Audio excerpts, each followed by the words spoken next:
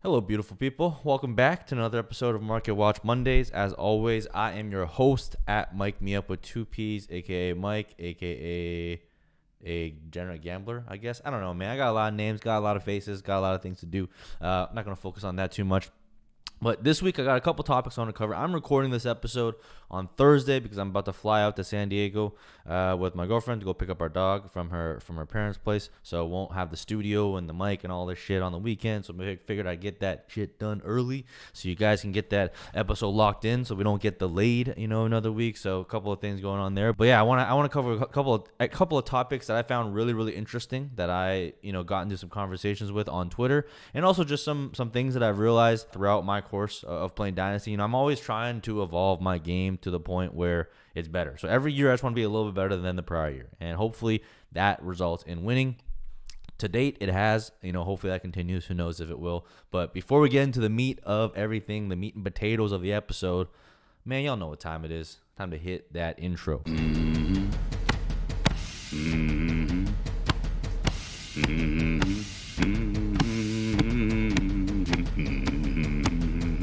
All right. So three things I want to cover today. First thing I want to talk about real quick is just to flip back, rewind a few weeks, man, back to when Ja'Marr Chase was the talk of the town. He had just come off an absolute baller season. I'll throw up his stats for you right there on the screen.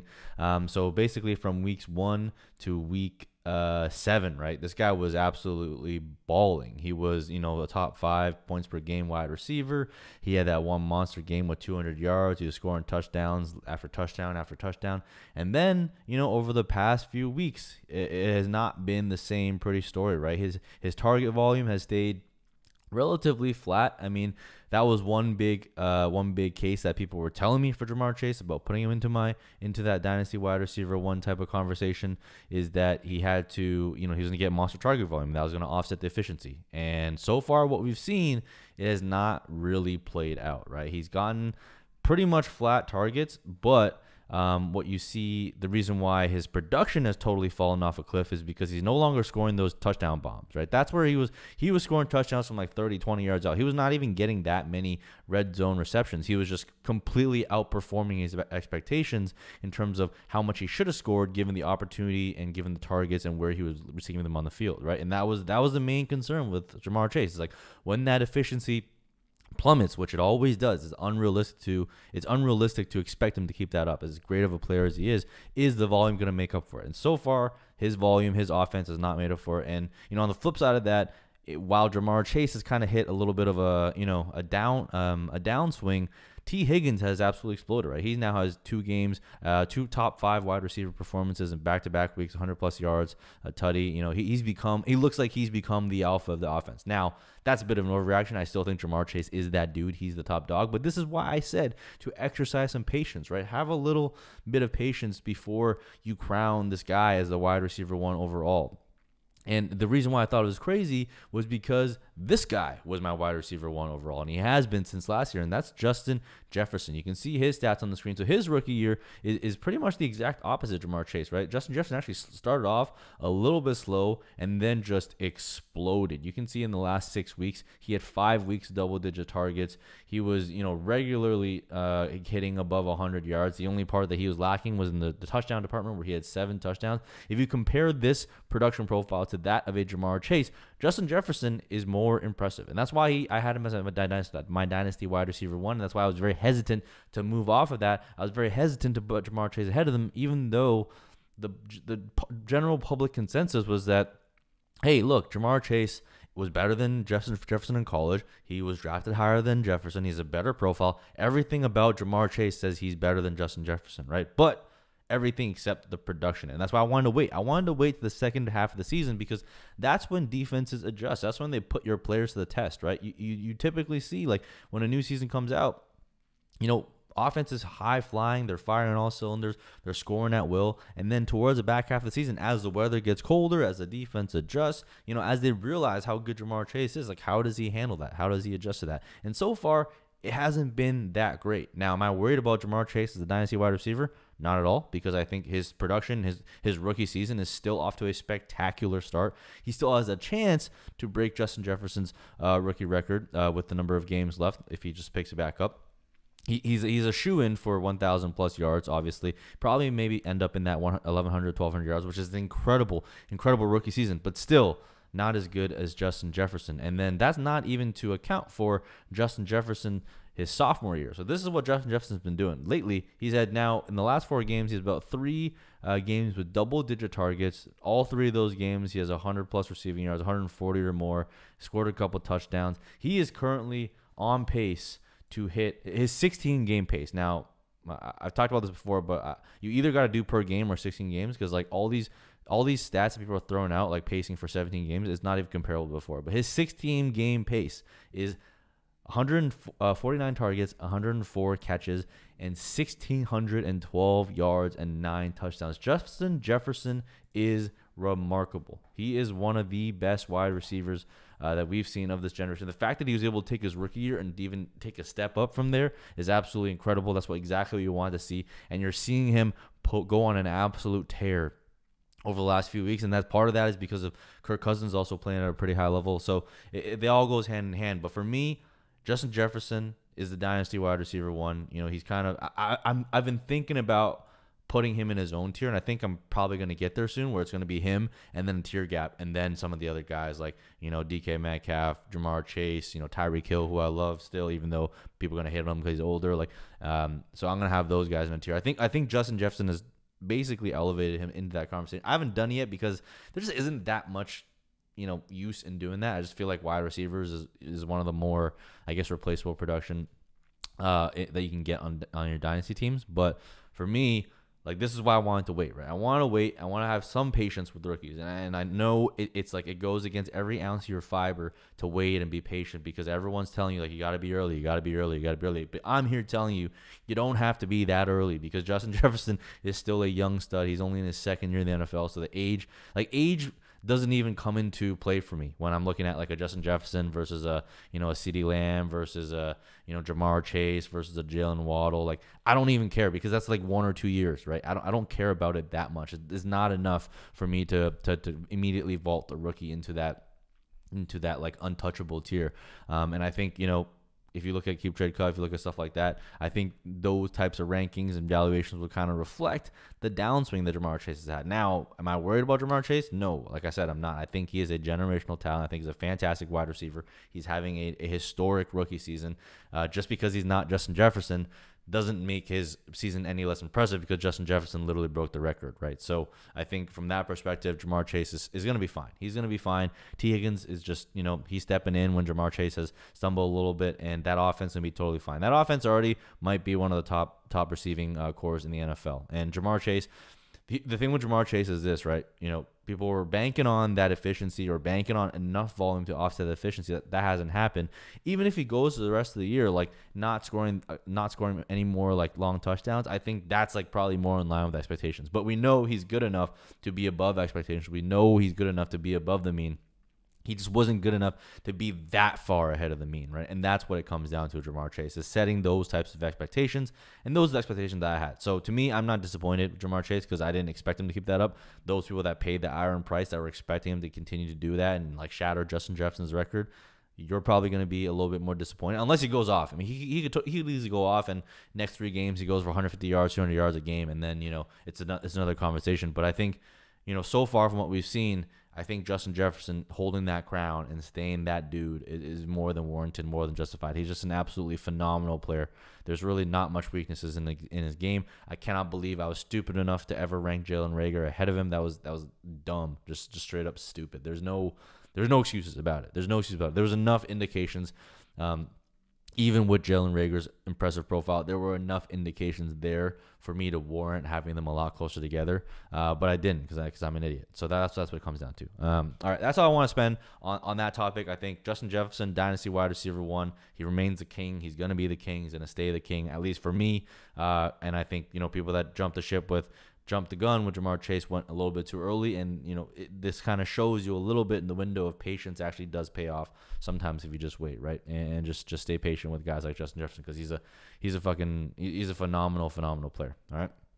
The next thing I want to talk about is it was actually brought up because I was in a couple of Twitter things, a Twitter conversation with at Cooper_DFF. Like I said, one of my favorite analysts on Twitter. And then another one of my favorite analysts who I've been following for a long time, is Adam Harstad. I apologize in advance if I mispronounced that name or butchered it. But Adam's one of the OG stat guys.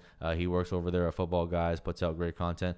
But him and Cooper were talking about like age, right? And I've talked about this concept before, is like, trading out of a player before they hit the value cliff, that value age cliff. So like, for rookies, that's like about 24, 25 years old. For wide receivers, that's before they hit 28 years old, when the dynasty community basically treats them like a leper and doesn't want them anymore, right?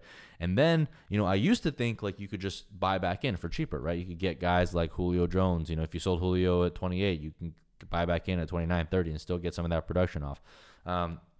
But what you can see on screen here, this is a little bit into the thread. I'll link the whole thread later on in the comments, but a little bit into the thread, Adam just basically says that the decline in the cost of acquisition tends to be strongly related to the decline in expectations for value to your fantasy teams, which means that there is no persistent market inefficiency in pricing post-dip.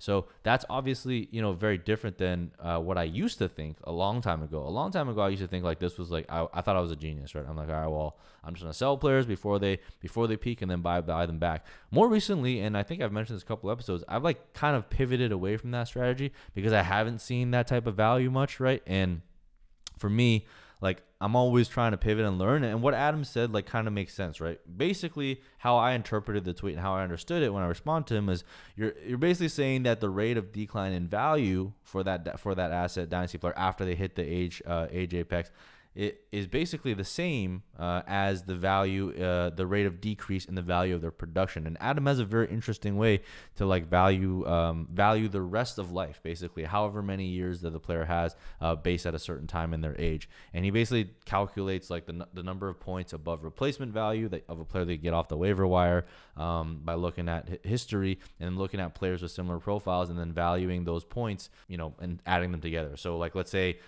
like a player like Michael Thomas, right? History would say like maybe he has like 2 to 3 years left of wide receiver one production, and each of those is valued at like 150 or whatever. It was insane. If I can find the tweet, I'll link it in the comments. But he actually showed like for Jerry Rice.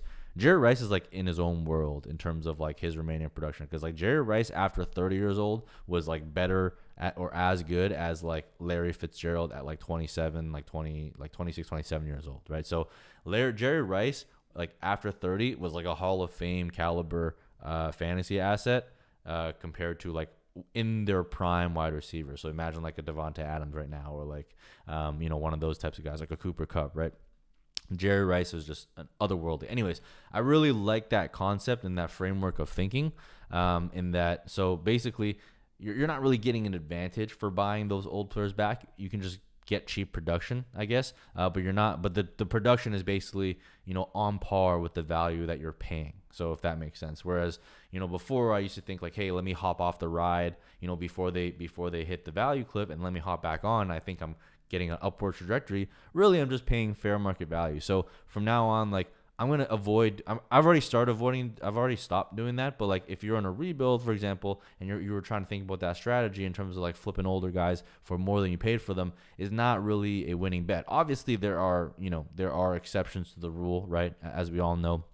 But for the most part, the market does a pretty good job of pricing that stuff in. And that's something that Adam preaches a lot. He talks about how like basically drafting an ADP is like the new ultimate strategy when everyone else is trying to galaxy brain and outsmart themselves, and there's some truth to that, right? Because ADP is getting pretty smart because there's so many resources, so much data. Like you're not, one individual is probably not smarter than the market. It's getting to the stage where it's like we're more efficiently capturing information. So barring ADP not adjusting for like immediate injuries of players in terms of like their future outlook, it's a pretty good indicator, right? So for me, I'm going to kind of adjust my strategy. I'm still going to be jumping off before they hit the value cliff, right?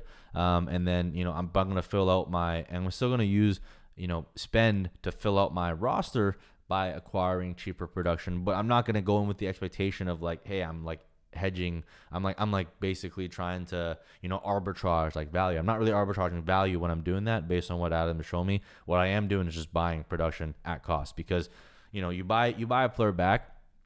The good example of doing this, like let's say Michael Thomas, right? You sold him for 2-3 first before like right after that monster year, and his expectation was a couple more like top 5 seasons, a couple more wide receiver 1 season. If you're buying him back now and he costs like maybe a first round pick, maybe less than a first round pick, like he basically, the market is saying that he doesn't have too many more of those seasons left, and even if he does, maybe like 1 or 2, right? So it's more commensurate with the value that you're going to pay by paying up that first. So you're not really buying for cheaper. It's like if you think about the ride, right? The ride, it goes like this, like it's going down, it's like going down. I hopped off the ride here, and then I hop back on here, but the value and things are very much on par and pretty similar, right? So that's how I'm going to. My takeaway from that discussion with Adam, which I found was very interesting, is like we should stay away from trying to acquire like cheap older players, because there's also that like that natural like market dynamic, and that that subconscious thought that we have is like, hey, this player was elite, there's no way they're gonna fail, right? We thought about that with Julio, right? It's like, hey, this guy's been producing year after year after year, let's just get him at his old age, and he's a Hall of Famer, he's one of the best wide receivers ever, and that obviously didn't work out for us this year. So we need to be careful about jumping in, because we're not, as a market, or at least even as myself, we're not good at identifying who those players are. So when you're not good at identifying anomalies, it's best not to play that game and try and bet on too many anomalies, right? And that's just common sense. So for me, that's really what it comes down to. And I thought it was a really interesting conversation. Like I said, I'll link the entire thread in the comments for you guys, so you guys can check it out, between Cooper at Cooper DFF and at Adam Harstad. Make sure you follow both of them. Both great analysts, both great people, both great, just folks that constantly put out like good content and good conversation, guys that I like to engage with on Twitter. So I learn from them. So it's a good to get your followers on there and just make sure you're consuming the content they're spitting out, right? And the third thing that I want to talk about, and this really what really made me think about this is, again, just some reading with Adam Harstad, but also just looking at like some of my own rosters and some of my own rankings, is trying to account more for like redraft rankings, right? So, dynasty players like in our ivory towers like to look down on redraft players for some reason. I don't know why. Whatever it is, like I love playing dynasty more, but that doesn't mean that like dynasty is a superior form of game to redraft. It just enjoys me more because I like the trading, I like the dynasty aspect, I like all the market dynamics that it brings. But redraft, you got to remember, redraft is still the primary form of content, right? The primary form of game that people play when it comes to fantasy football. So what does that mean? That's where all the money is, that's where all the attention is, that's where all the eyeballs is, that's where all the smart people are too, right? A lot of the smart people play a lot of redraft. Like look at JJ Zacharyson, right? He plays mostly redraft leagues. He dabbles in dynasty for sure, but he plays mostly redraft, because that's still where the bread and butter is. That's where all the attention is. So naturally, you think that redraft ADP is probably pretty damn smart, because it tells you, it has a lot of the smart people, a lot of big brains that are gathering data, that are gathering the market and helping you understand like where these players are going to be for the season, right? So it kind of makes sense to, look at redraft rankings and see how that plays out into dynasty rankings. And how do you do that, right? And what is the application of this? And for me, what I think it means is I need to look at where my dynasty ranks have too big of a gap with redraft rankings. And now I don't mean for 30-year-olds and like 29-year-olds, whatever, but specifically maybe for running backs, in that 24, 25, 26 range, right? And then for wide receivers in that 26, 20, 27, 28, maybe even 29 range, like it benefits me to kind of look at those gaps, and where I'm too far, that's probably where one of the greatest market inefficiencies you can exploit is when dynasty gamers are getting too far over their skis when it comes to age. Now, this kind of pairs well with the last episode, right? What I talked about was like, I'm getting the sense more and more that dynasty gamers are constantly trying to outdo one another, constantly trying to be first, constantly trying to be early on that next big thing, that next big young player, right? But because they're doing that, it's kind of getting into a bidding war of like who can outdo who, and it keeps pushing ADP up and up and up to the point where there's no more upside for a lot of those young players, right? Because like, what's the whole point of betting on a young player is you want upside, but if you're paying for all that upside, if you're prepaying for all that upside, then you're really not getting much. So I think this is going to be a critical aspect of my game next year, as I go in to look at my ranks, is looking at redraft rankings. Now, you can pick your favorite redraft rankings. We obviously have BDGE redraft rankings for Nick. He kind of knows what he's doing, so I'm going to compare my ranks to his ranks to see where I'm far off, but also just looking at redraft ADP, right? Redraft ADP, redraft ranks, you can use like Football Guys, you can use, Fantasy Pros, consensus rankings, whatever, but I'm going to just compare them to see where I have massive gaps, right? And the one player that I thought that really popped out for me this year was Leonard Fournette, right? Leonard Fournette was someone who I didn't really love because I thought Ronald Jones was a much better runner than him last year, but he obviously did go off on that playoff spree. But he did have bell cow upside. He's proven it before. He's someone that I had a lot of in redraft, right? Because in redraft and in best ball, I was like, I want a piece of this backfield, right? I know they're going to score a lot. I don't care who it is. So I got a ton of Ronald Jones. I got a ton of Leonard Fournette. But I have like 0 Leonard Fournette in Dynasty because I ranked him way too low, right? I ranked him as if he was for sure lost the job to Ronald Jones, when in reality, redraft rankers were telling me it's a lot closer. And I saw it. I saw Ronald Jones and Leonard Fournette going back to back. So then it behooves me to kind of ask myself, like, hey, why do you have Ronald Jones and Leonard Fournette too far apart? And if I look back, and if I'm going to be honest with myself, it's honestly just a mistake. It's a overconfidence in my ability to look at a player and say, yeah, I think that player is better. And that's not my game. My game is not that. I've admitted that from the start. Like, I am not a player evaluation guy. I'm not going to be the one that tells you, like, hey, you got to pick this guy over that guy because my eyeballs told you or whatever, right? That's not my game. My game is playing the strategy. So I was like really excited to discover this weakness in my game because it kind of plays perfectly into what I like to do, is just looking at market trends, looking at market dynamics, and seeing how I can better exploit that for my own game. So going forward, what I'm going to do is make that very, very, necessary adjustment is, if I'm looking at these players, these 26-year-olds, and like I said, next year, what do I think? I think there's going to be incredible value at the aging running back market. And shout out to Adam Harstad because he looked at this. He looked at running backs, past their age, past their year 4 or 5, year 6, and there wasn't a steep drop off as the dynasty community implies by the valuation. Because what happens when running back hits 25, right? Dynasty gamers are like, okay, that guy's out. Like, I'm shifting down my ranks. I've done it too, right? I've been there. I completely understand.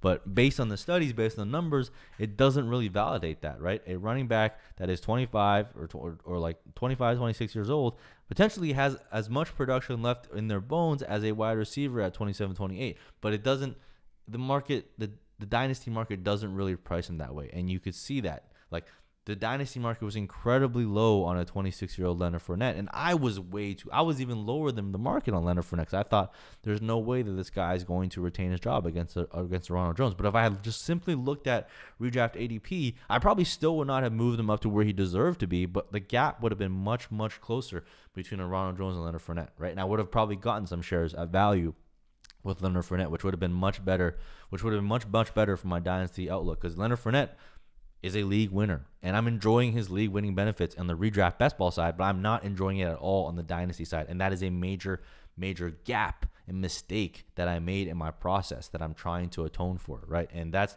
what we're all about. We're trying to improve the process. Like, my process is not even close to perfect. I make mistakes all the time, right?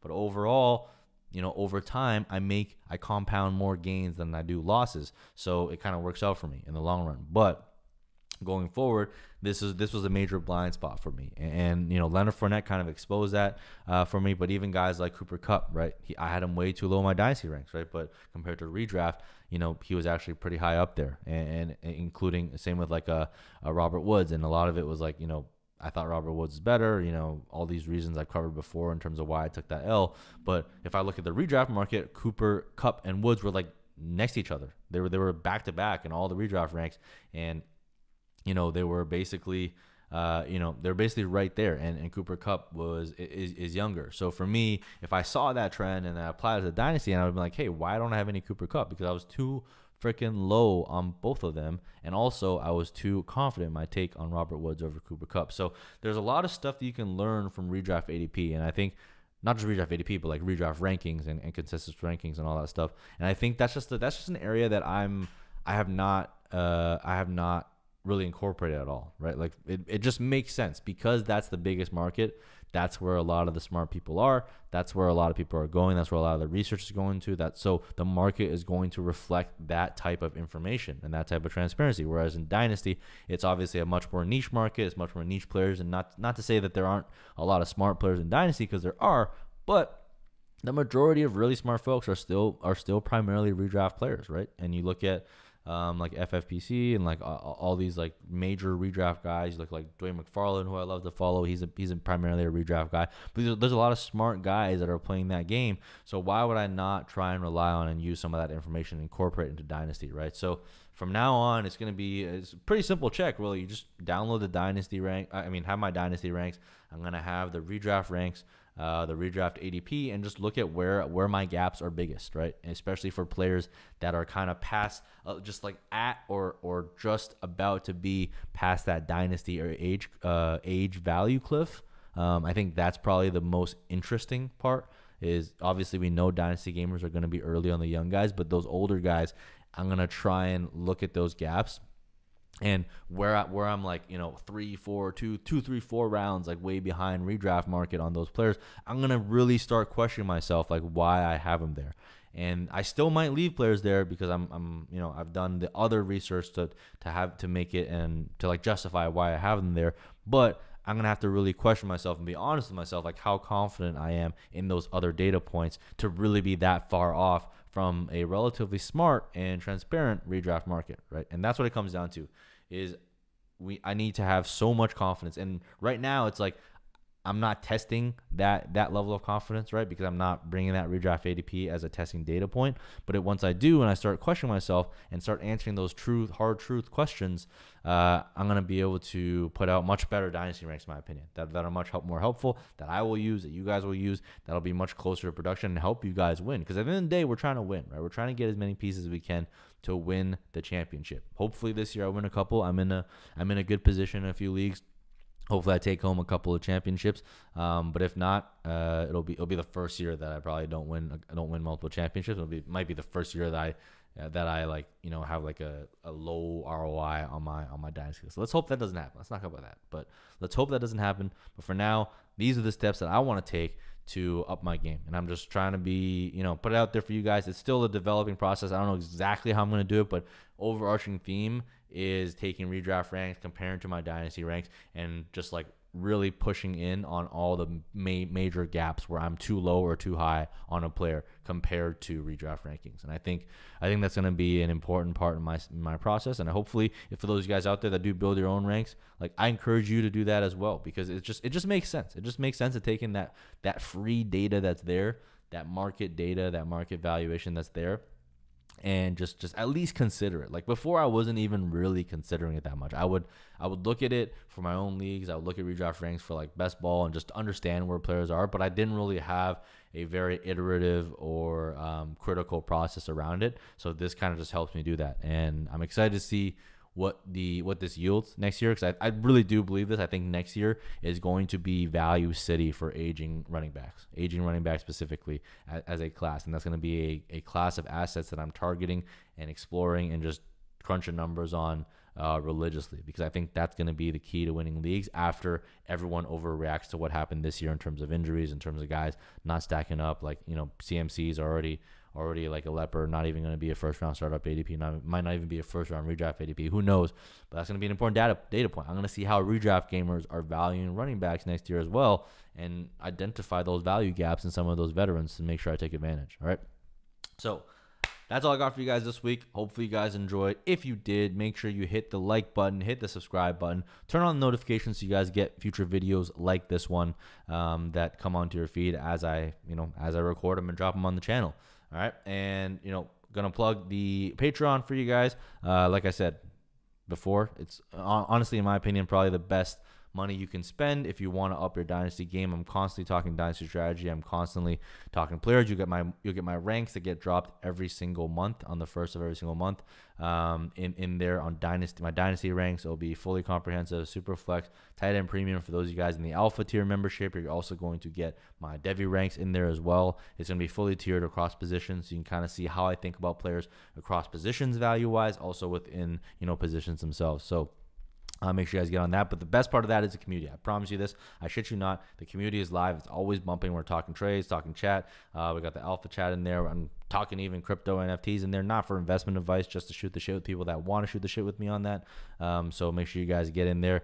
Patreon.com/OurPack. That's patreon.com/OurPack. Make sure you check it out today. It's going to be the best money you ever spent.